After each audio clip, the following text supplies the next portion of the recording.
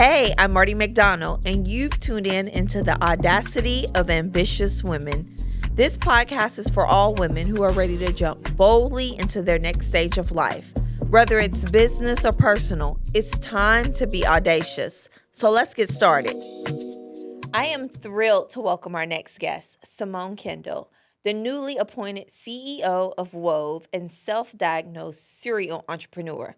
Simone brings a wealth of experience seamlessly integrating corporate leadership from her tenure at Capital One with her entrepreneurial ventures, including co-founding Parfait, a beauty tech startup. With an MBA from the Wharton School, Simone's blend of strategic insight and practical application promises to steer Wove toward new heights in the jewelry industry.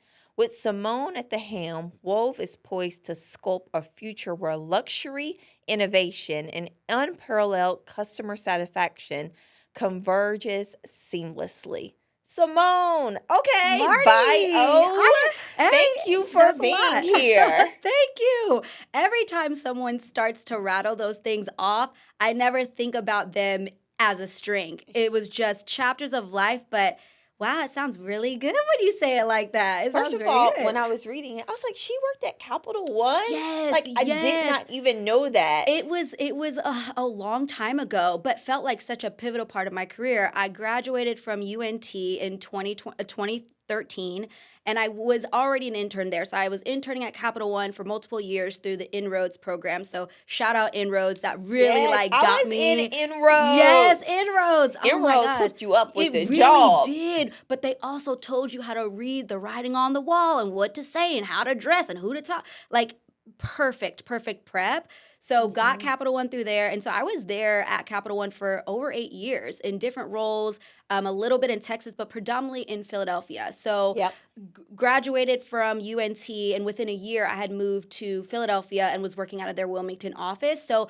a lot of my Dallas people don't really see the Capital One side because I was on the East Coast doing it. Yes, I absolutely love that. Well, on this season of the podcast, we're talking about the audacity of the pitch. Love it. So many ways, we're constantly pitching, right? And sometimes we don't even realize we don't know we're pitching, right? But there have been audacious moments, specifically in my career, that have really taken and catapulted me to the next level. Specifically, the moments that were the scariest, when I actually didn't know what to do, when I didn't have all the resources, were the things that, like, once I figured it out or once I just did it, things started to flow. And I know your storyline is very similar. I mean, okay, you are a CEO. It's so funny because your sister told me, she was like, girl, when Simone was a little girl, she's always wanted to be a CEO. Always. She would dress up at school with a briefcase. And I said, I love that. It has been in my blood since then. Like, there's this like very specific second grade photo of me in this purple suit with the briefcase, and I just knew I was going to be in business. And I was thinking, like, where did that even come from? Because my parents were in the military. So, like, nobody was entrepreneur that I saw in my home. But when I started learning about my mom's dad and his dad's dad, all entrepreneurs. And then I said, well, what did I see in my day-to-day as a young girl? Because I have Kaya, she's 6.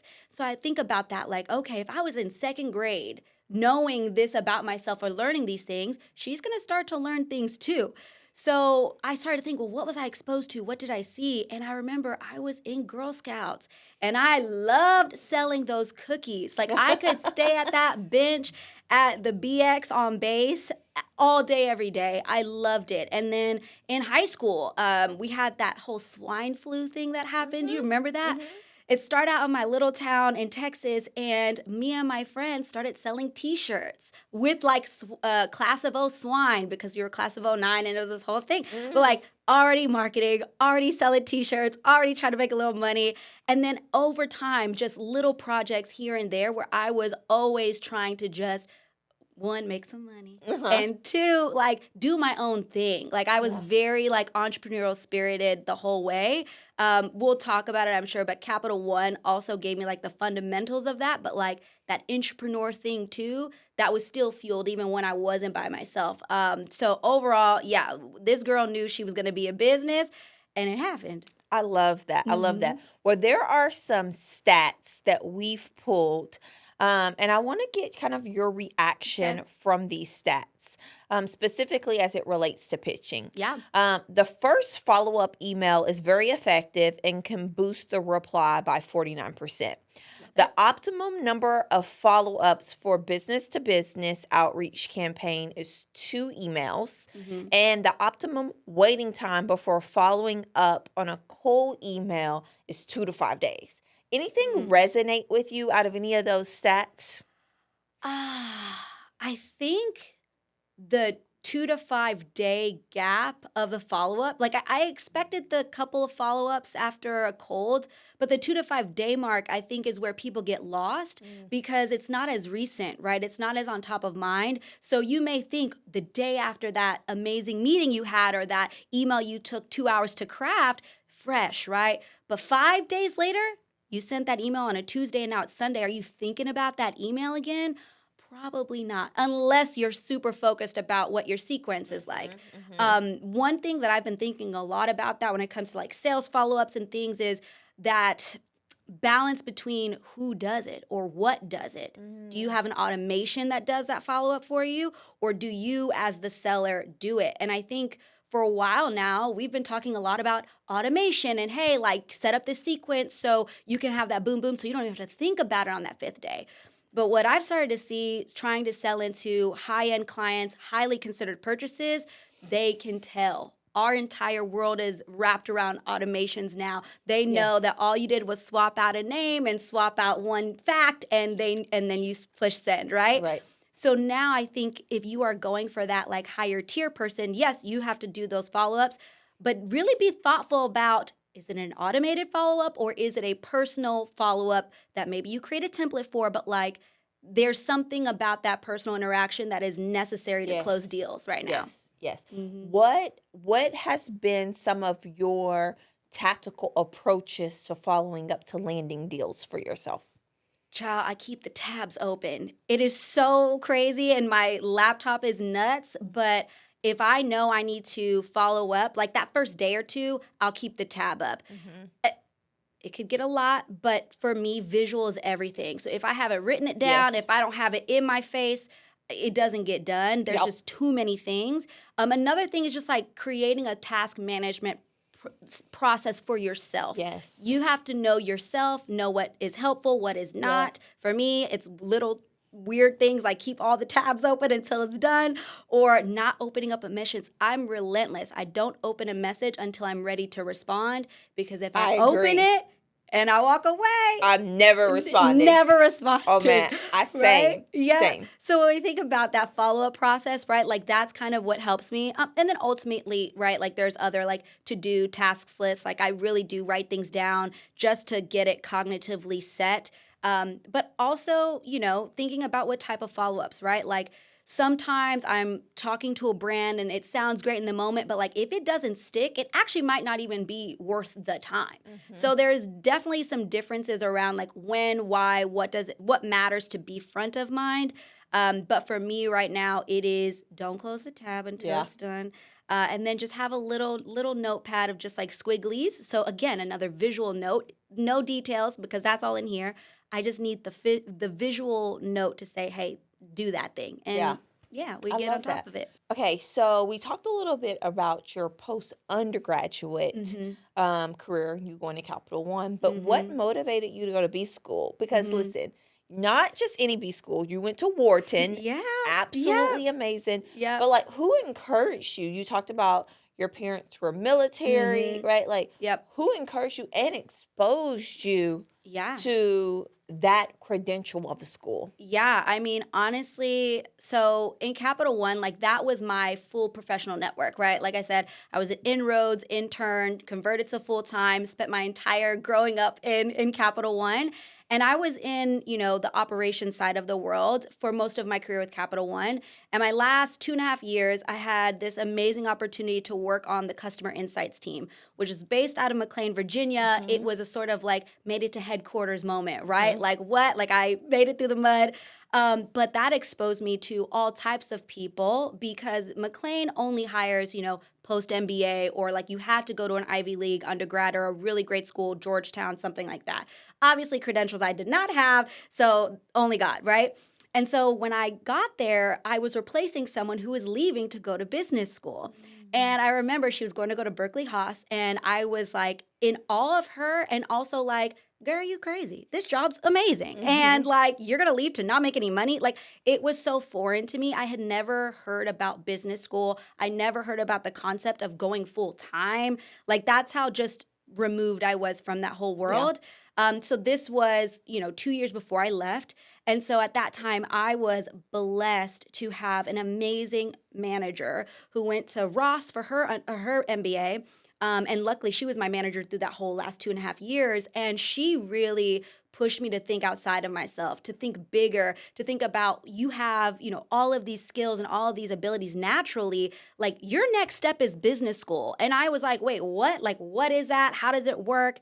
And so I really just had an amazing leader at the time willing to pour into me in a way that I didn't have access to any other place. Everyone was always awesome to me. I always honestly got lucky with really awesome managers at Capital One. But Sarah changed my life. And I truly believe that God placed Sarah in my life to change my life. Like, she was a vessel through and through. I don't want to get emotional about that, but like, she was there on some of the toughest parts of my life during that role. So didn't really think about going to business school until we got to this place. It's my second year there. It's sort of like, it's up or to the left, right? Like, you kind of got to decide what you want to do.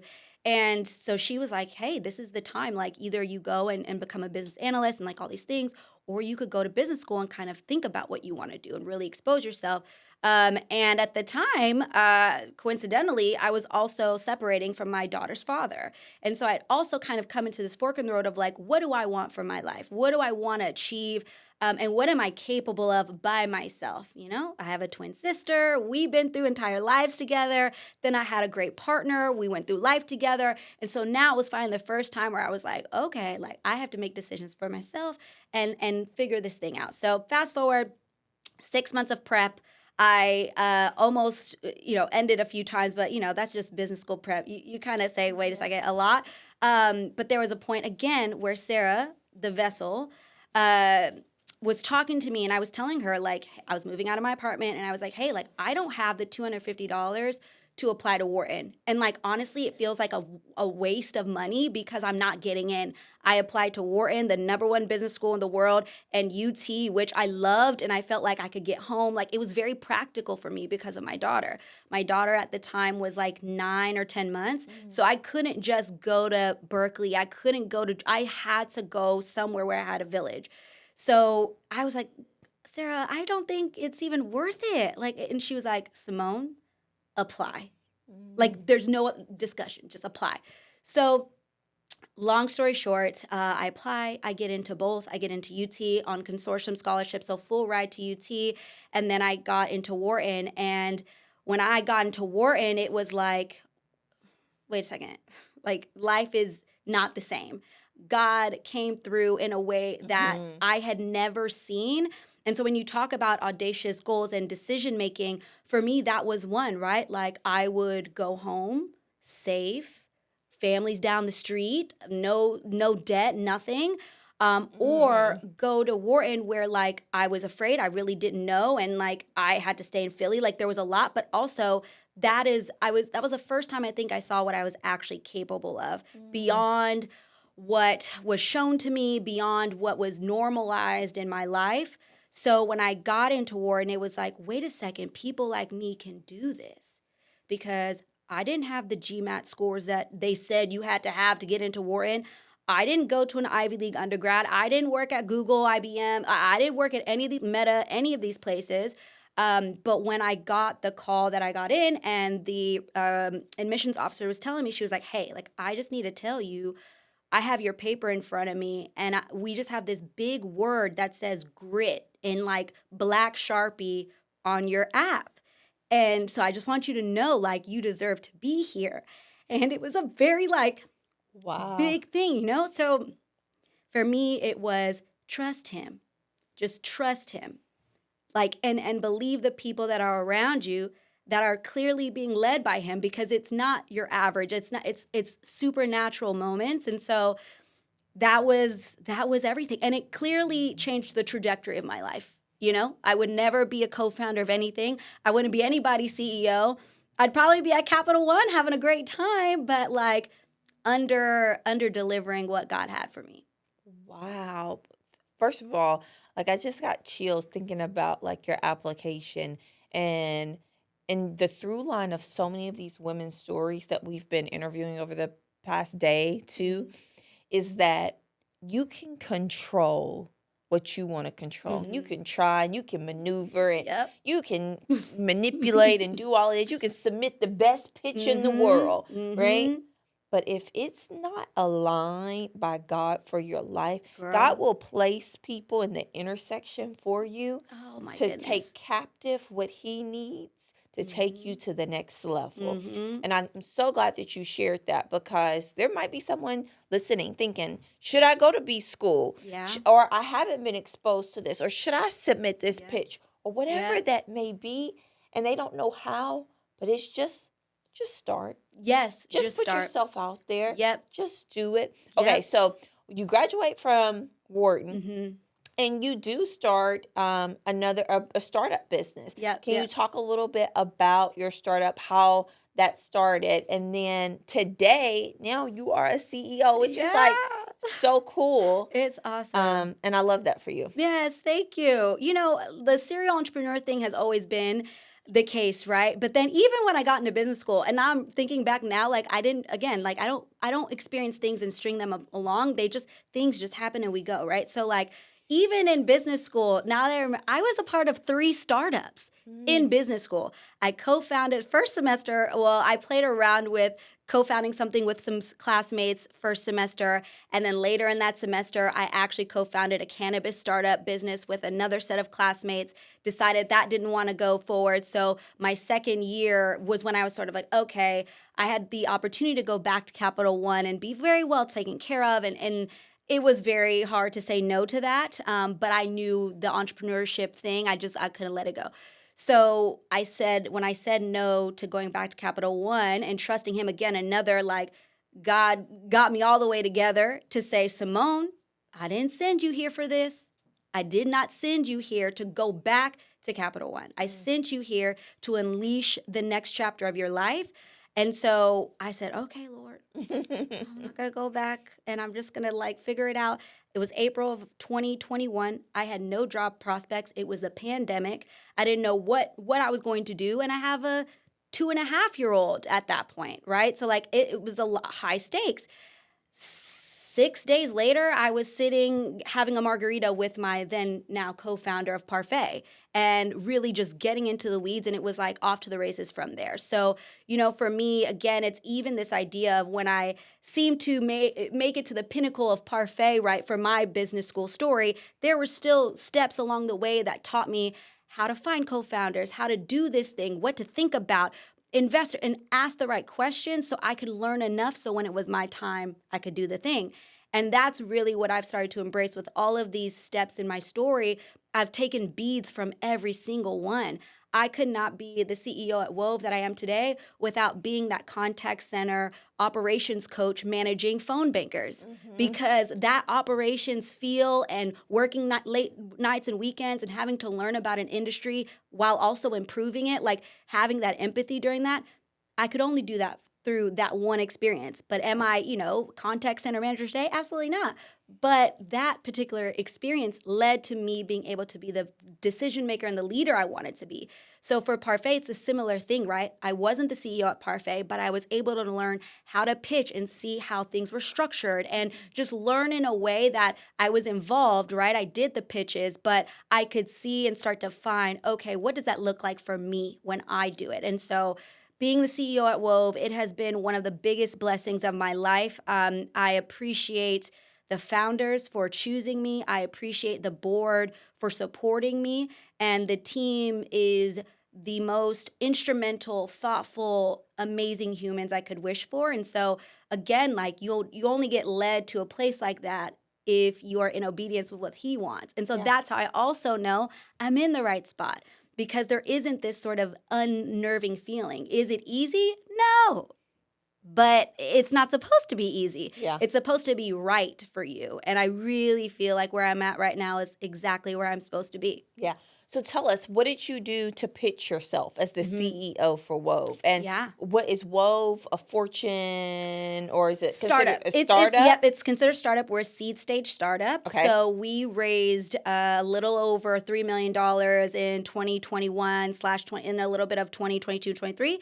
And so it's a seed stage startup, which also is another reason why it's kind of odd to have a new CEO. Normally the founders are still taking it away. But I think, again, God creates spaces that you're supposed to be in. Yeah. I've never met anyone else who came into this position. So when it was time to interview and pitch myself, it was more of, I don't even have a reference point to this. So all I can do is say who I am and be authentic in who I am. In the startup realm, you really learn quickly, small teams, tight-knit teams, you work a lot. So if you're not honest about who you are and what you want to do, what you don't want to do, where your ethical standards lie up front, it's going to bite you later on. So I was very clear of who I am not. I'm very vulnerable about the things that I believe in, who drives me right every single day. And so when I was pitching Wove, it was more of an idea of, hey, I have these elements about myself, but what I truly believe is my ability to take this vision to the next level. I've done brand building, I've done this, I've done that, but structuring it to make sure that at the end of the day, it's always for Wove's benefit. If I go and pitch to, the founders of a business and say, I'm a great CEO, right, in better terms, if I just talk about my accolades, well, it's like, well, girl, it's not about you. I'm trying to find somebody to take over my baby, right? So it was a lot about trust, a lot about, hey, here are the skills that I can bring to the table because I see the value. Yes. I see what Wove can be. And so how do I just become a prong in that larger machine? Yes, I love that.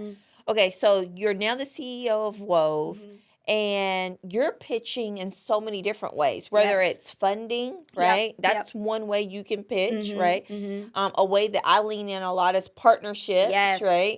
It's so funny. You worked at Capital One. Capital One was our first six-figure partnership deal. Yes, I love it. I absolutely love how they leaned into me, okay? Yes. But you can pitch for partnerships, right? You can pitch for job opportunities. When you think about pitching a retailer, all of the things, right? What in the through line of that, there's so many similarities to it, right? It all woves itself together. In you doing that, what are some tips and tactics that you would share with the audience on what they could be incorporating in whatever that pitch setting may look like? Yeah, I mean, you have to really know what they care about. What does your audience care about? And a practical thing I always do before a pitch or anything is sort of write down all the things I want to say. What are all the things I think might matter? Write it down, make it a list. And then I go through that list and I say, will they care? No. Scratch out. Will they? No. Okay, scratch that out. And you just methodically go through that because you'll find that you probably can't say more than 3 things. And every single thing has to be concise and point to what they care about. So investors, there's a set of things they care about. How big can this be? Why you? And what is your solution real? Right? For business partnerships, what do they care about? Well, they probably care about their bottom line, but they also care about brand awareness. So how are we leveraging that as, Wove is a smaller brand, right? So if I'm talking to Boss Women Media, who has, many more followers on Instagram on a collaborated post, what is she going to care about, right? As the CEO of Boss Women Media, what value do we bring? But also what value are we getting and making sure that that's balanced? But I think when you're pitching, it really is about your audience, knowing them well, and really getting to the root of what they care about. Don't just go in saying, oh, I'm great and I'm this and we can do that and that and that. That gets boring. You need to talk about what value you bring to the things that they care about. I think that that's critical because so often we go in with a very generic pitch deck and we want to circulate that pitch deck around to everybody. And that does not work. No. There's, I think, actually you bringing that up makes me think about another element that the only reason why I think Parfait's pitches worked and we had to work it out a lot. is the storyline. Like you have to, like we have this idea when you look at like a standard pitch deck that it's very, you've got customer problem solution, TAM, like very go to market, like very, bit by bit. And those things are valuable. You have to have that on paper, but that's table stakes. How do you narrate those things together? Like how do you make that investor or that bank feel that you know what you're talking about, but you have the ability to change minds? Yeah. And all of that is storytelling. So yes, get your deck right, have your numbers right. Like don't walk in there with no data. But you really have to be thoughtful about what is the storyline that works here, that will get an emotional reaction out of them. Yes. If they haven't experienced what you're talking about, okay, how do I connect it to something they have? So at Parfait, we were thinking about that a lot because we were talking about custom wigs that are predominantly for Black women, but pitching, older white men who probably have never changed their hair once. Yeah. So how do we connect that? So what we did was we were like, well, hey, an example is, how would you feel if you walked into the boardroom up for a presentation and you had sweat stains and wrinkles?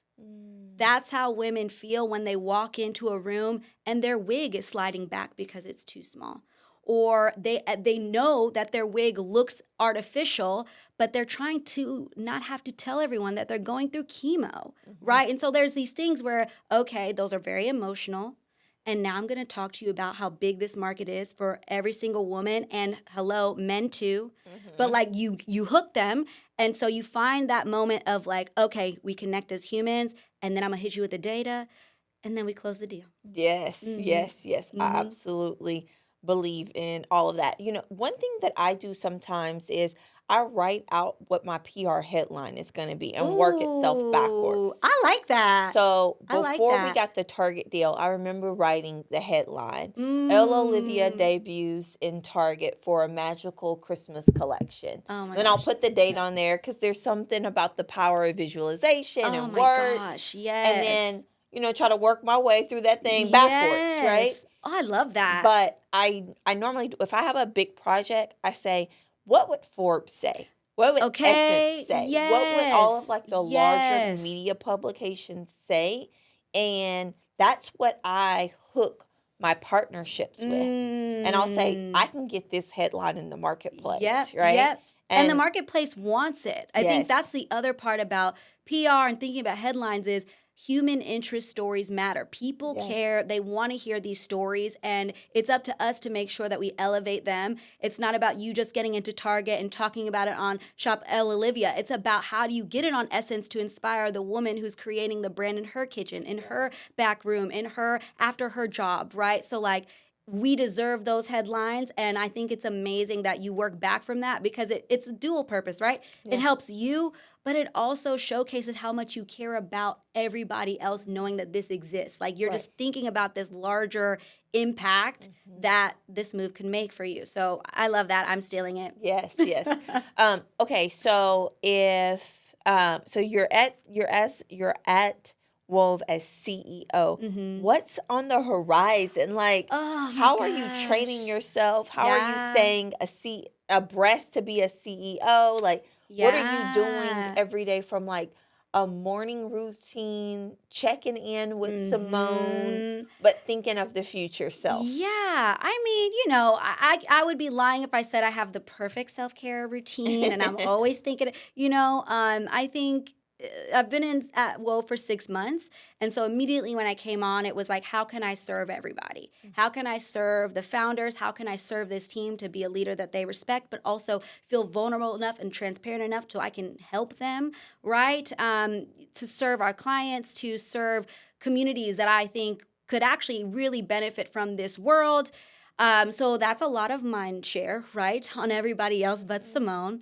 And so I think for me, what I've realized, I have a little series that I started on Instagram called Day in the Life of a CEO. And it really, that, like, as weird as it is that it's an Instagram thing, I really started to use that as my, how do I sit down and think about where I'm at right now as a human in this role?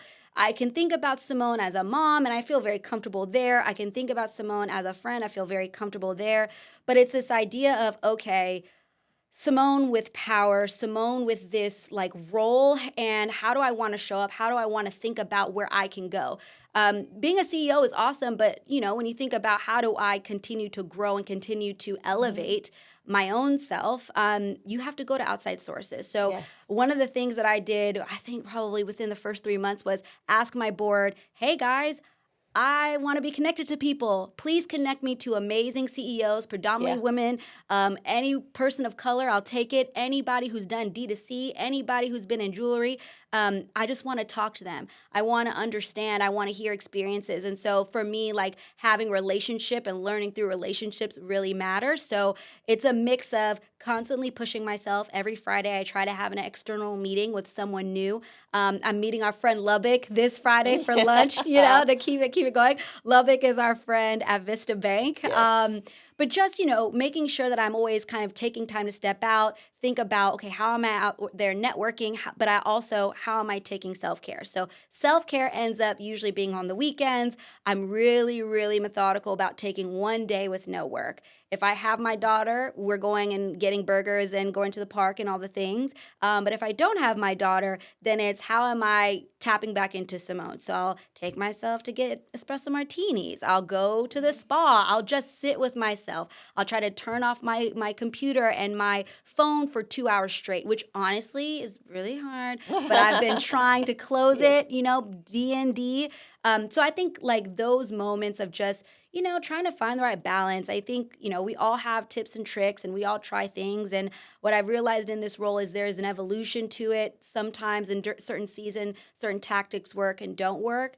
But for me, I think it's the awareness of like, okay, hold on. I'm not being fed like I used to be fed by this art, activity. Let's try something new. Yeah. So it's really, I think, the self-awareness piece, no matter what's going on or who you are, that's where I feel the wisdom kind of coming into this new role. And it allows me to be a better person for everybody that I interact with. I love that. On this season, we tested out a live audience. We have a small but mighty audience. Yeah. And we want to take questions from our audience for Great. you specifically. So we want to see, do you have any questions for Simone? How do you balance like the mom and like work life? Oof, that's the doozy. And you already know. Oh, there is no such thing. No, it's like, every single day you try. Yep. Like I don't even know how else to put it. I think for me, tactically, time management is key and being present wherever I have allotted that time. So if that time is allotted for Kaya's dance practice, I'm not checking emails during that practice, right? If it's a meeting about marketing, I can't answer the operations person and I can't answer like Kaya's rent. Like I'm not going to go search for something for her room, right? Like so time management to me is big and focus and presence in whatever room that is. So for me, that's crucial. I would say it actually has made me a better professional because I am so protective of that time. So like when we had a spring break a couple of weeks ago for Kaya. And I had, a week to sort of take a vacation. And I'm realizing, well, it's not really a vacation because I still have to do stuff. But really being thoughtful about, okay, what time does a laptop stop? And we go and we play. We go to the pool. We do the things. But just being so present when you can. You're not going to get it right every time. Mm-hmm. You will have days. I've had the mom guilt where I was on the laptop too long. Or I said, hey, girl, like keep watching Netflix and I got to do, Yeah. We have those moments. I think it's about giving yourself grace when those moments happen. You're an ambitious woman too. And so there's a balance, but you'll get there. Some days will be easier than others, but you just keep trying. We're superhuman, so it always works out. No, seriously. Mm-hmm. Seriously. Yeah. Well, tell everybody how they can find you and how they can connect with Wove. Yes, absolutely. So Wove, you can follow us at Wove Made on Instagram, TikTok, YouTube, all the things. You can follow me at Simone Kendle on Instagram. That's really my main platform. I do a lot of cool content there, a lot of mommy and bossy things, a lot of just inspirational things to help us through. Similar to the question we just had, I talk a lot about the balance and being a mom and all of these things. And also like vulnerably, like sometimes I don't know what I'm doing. So you get like a mix of all those things on the platform. So and just thank you, Marty. This has been so awesome. Thank you for allowing me to share my story this way. It's not often I get to do it in a space like this, and I want to do more of it. So I'm just really grateful for this opportunity. Listen, next time bring some AI generated diamonds. Look, we got some diamonds, already. Or bring the real ones. Look, we can we do like all, them all. We can do all Okay. the diamonds, all the diamonds. Yes. Well, thank you so much, Simone, for being with us. And thank you for tuning in to the Audacity of Ambitious Women, the Audacious Pitch Season 2. And if you like what you heard, and I hope you did, drop us a note, send us a message, let us know, hit Simone up, let her know how she did. Send us a DM on Instagram. Can't wait for you to tune in to our next episode. As always, thank you for listening to this episode of the Audacity of Ambitious Women. If you like what you heard, and I'm sure you did, please let us know. Make sure to subscribe to our podcast and drop us in the group chat to spread the word. It's time to be audacious.